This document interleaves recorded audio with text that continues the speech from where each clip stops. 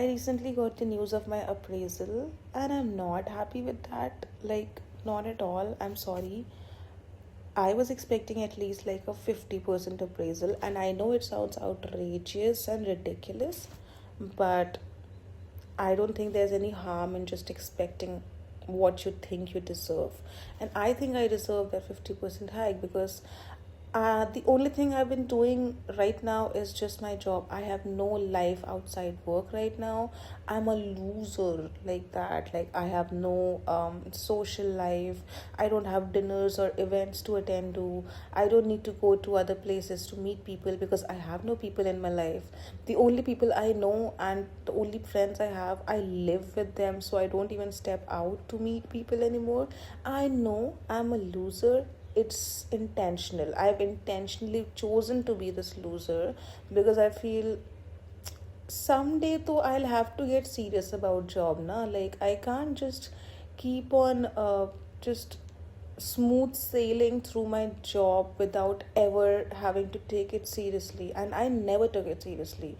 Like, in my 20s I did not, and rightfully so. I was in my 20s, I was young, I was adventurous, I just wanted to know everything about everything. And so, well, job was not the highlight of my day. Job was actually the low light of my day because I hated going to job, but I had to, because I had to earn enough money to not just buy myself bread, but also like go on maybe a dinner or a party once in a week. And so my entire 20s, I just did the 9 to 5 just for the heck of it, while I was living my life on so many different levels and so many different parallels, and it was fun. It was fun, not gonna lie. The thing is, I've grown out of it. I feel like that doesn't excite me anymore. Like, going to parties, going to clubs, going on dates via dating apps, all of that seems like it's a part of my previous life now. I don't relate to it anymore. I don't feel like doing it. And then there are times when I tell myself, hey, uh, when you used to do that, it was pretty fun, and now you're not doing that, and maybe that's why you're so bored, and maybe you should try to do that again. Just force yourself into entering that life again. And so, there have been times when I have dragged myself to parties, to clubs on the weekend. And the moment I entered, I realized, oh my god, this is so packed. There is no place to sit, and I will not stay standing. And that's when I realized there's this difference between who I was in my 20s and who I am in my 30s. Because in my 20s, if I entered a club that was jam packed and there was no place to sit, that would have been a win. That would have been a success because that's the kind of club I wanted to go to and I used to go to. But now, there's no place to sit in these clubs. So what do you would you expect me to stand? Do you expect this old lady to stand all the night while she's also having her back to back mugs of Long Island iced tea? I'm sorry, I will not accept that. And so this is just like one example of how things have changed since my 20s, how I have changed, how my thought process has evolved over time. And so those young youthful things don't make sense to this old lady anymore. You know what does make sense to me? Like a good night's sleep and then waking up in the morning, soaking in some sun, spending some time with my family, eating healthy. Dude, I eat healthy now. Well, at least I try to, but I eat healthy now.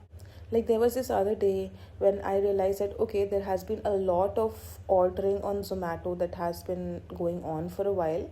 So let's just stop because, well, because my money was over. It was the end of the month. I had no funds in my account to actually pay for another Zomato meal, and so all I had was just my house and my kitchen and my gas and whatever's in the kitchen. And that's when I decided to cook for myself. And I cooked very basic, like dal khichdi. I cooked dal khichdi for myself because that's the easiest thing you can do when you're doing something yourself. Either that or you just boil eggs, but I didn't want to eat boiled eggs for dinner, so I cooked dal khichdi instead, and something flipped inside me. I don't know what happened. I have never cooked.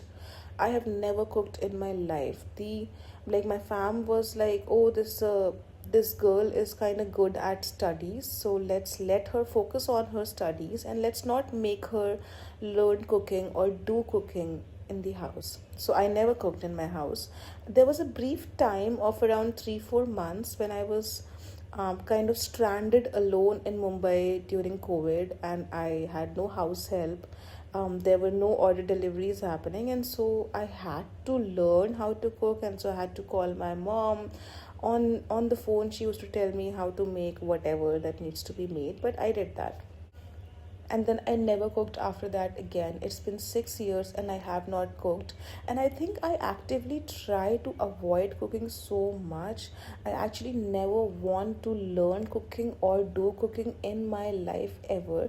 And I think it's because of this association I have about cooking, that my mom was always in the kitchen. My mom still is always in the kitchen cooking, only thinking about the next meal.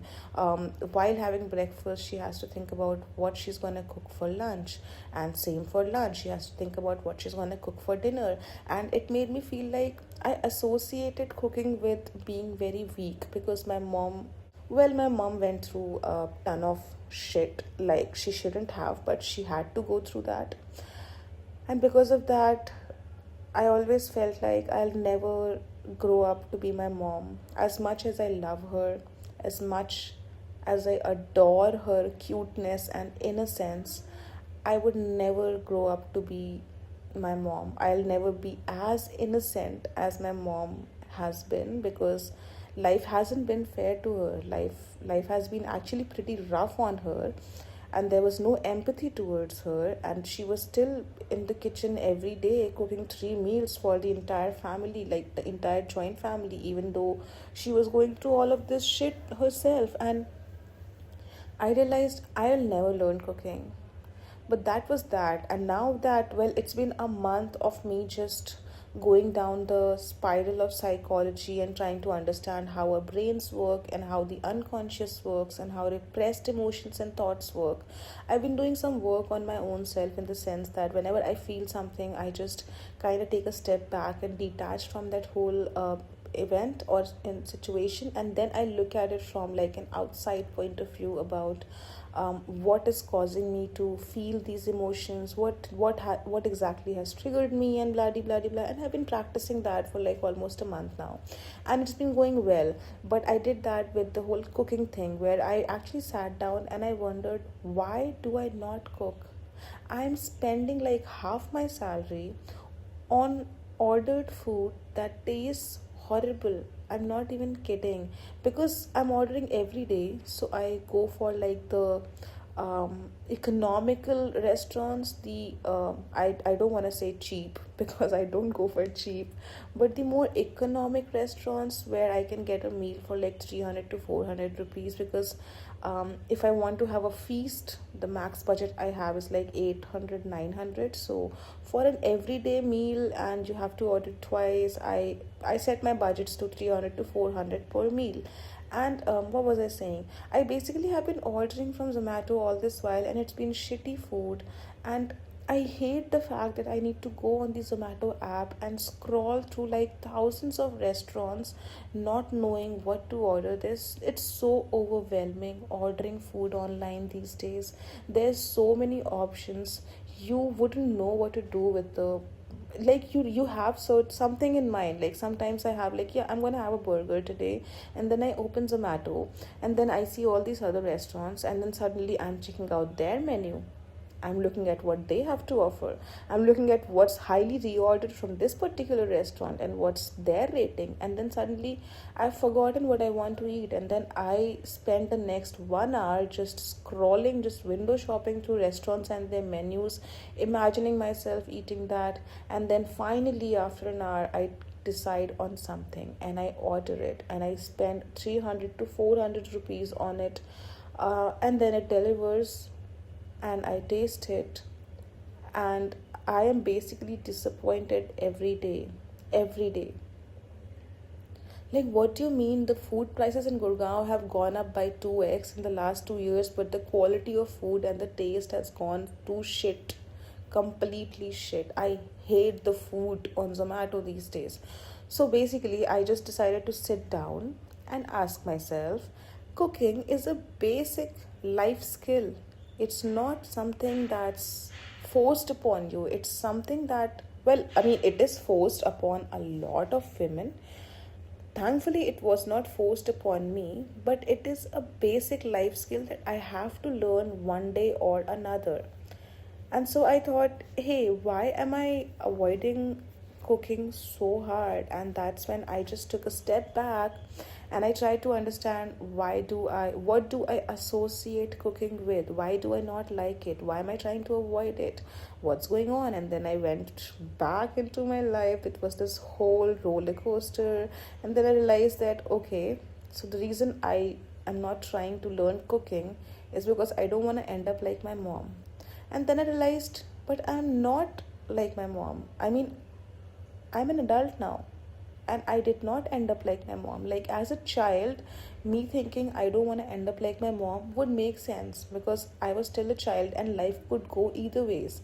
But I'm an adult now. I'm a financially independent, recently appraised adult. So clearly, I did not end up like my mom, and I never will. And in fact, I have the capacity right now to give her a better life than what she has been living, which I'm trying to do. But I'll not end up like her. And if I learn cooking, I'm not gonna magically become this housewife in a sari who works all day without any acknowledgement. That's not gonna happen to me. I'll still be this person who goes to her job, comes back, earns enough, and then lives with her cats. So that was important to be done because I needed to remind myself that I'm not like my mom anymore. There's no probability of me ending up like my mom because A, because I have a job, B, because I'll never get married, C, because I'll not have kids. So life is already pretty much on its own. It's not at all like my mom. And and when I realized that, I realized, huh, maybe I should try cooking. Why have I been so mean to cooking as a life skill? And so I did. Now, initially, though, I did not have enough practice. So, when I tried to cook that dal khichdi, I did not add enough water in it. And it was, well, the dal did not cook or whatever. But then I added more water and it cooked and I ate it and it tasted decent. I liked it. And so I decided to take a leave for an entire week. Also because I didn't get enough appraisal and I thought if I've been working all year without taking any leaves or anything and still I didn't get the appraisal, I might as well just take the leaves. And so I took the leaves and so I took a 1 week leave, not to go anywhere, not to visit anywhere, not to travel or anything, just to stay at home with my cats and just to have a very laid back, relaxing week. And so this entire week I decided I'm gonna cook when I want to. And so I started doing that. The other day I tried cooking aloo paratha, and then the other day I tried cooking curry, although the curry just fucking fucked up. I fucking hated it. Like, it was so bad, but I tried, so 10 on 10 for trying. And basically when I started doing that, I realized cooking is actually pretty therapeutic.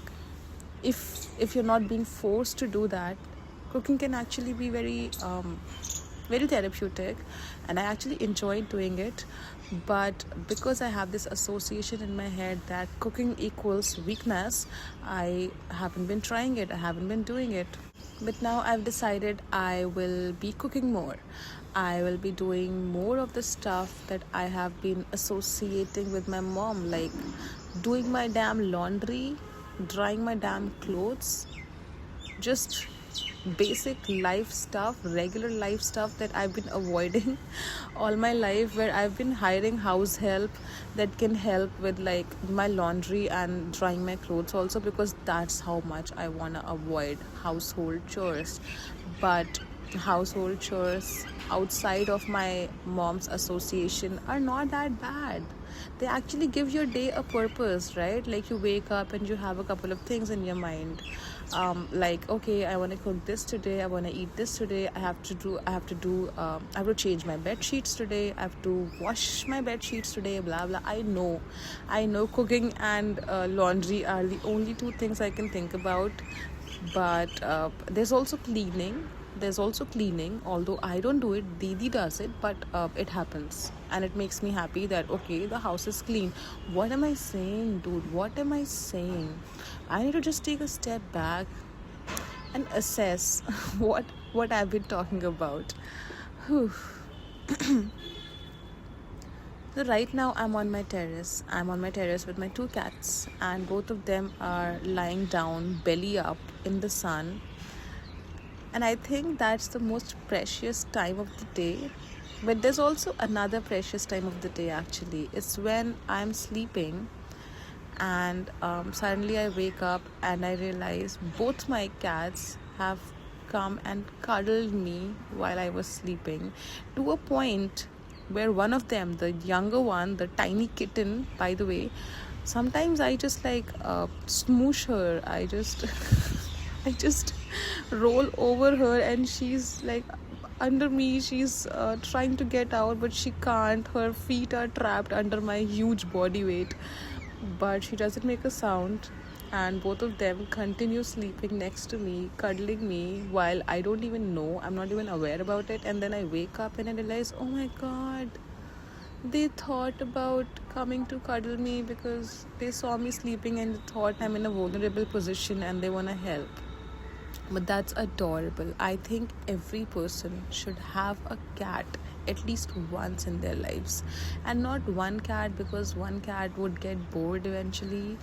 uh, they need someone from their own species. I had my first cat, I had him for like a year, and I realized, oh my god, he's so bored. I don't think he'll be able to survive with my boredom forever. So I had to actually actively go out and seek to adopt another cat just so my first cat can have a cat to play with. And now they do have each other to play with, and they're pretty satisfied in their lives right now. I don't know how to put it, but it's getting so difficult raising two cats because the price of food is going up. And one of my cat doesn't even eat anything. She's just, I don't know, she's just this pointy ass cat that does not want to eat anything at all. You just have to keep running behind her with food in your hands, and she'll keep you keep you making chase her. What's wrong with my English? She'll keep on making you chase her, full stop. Thank you.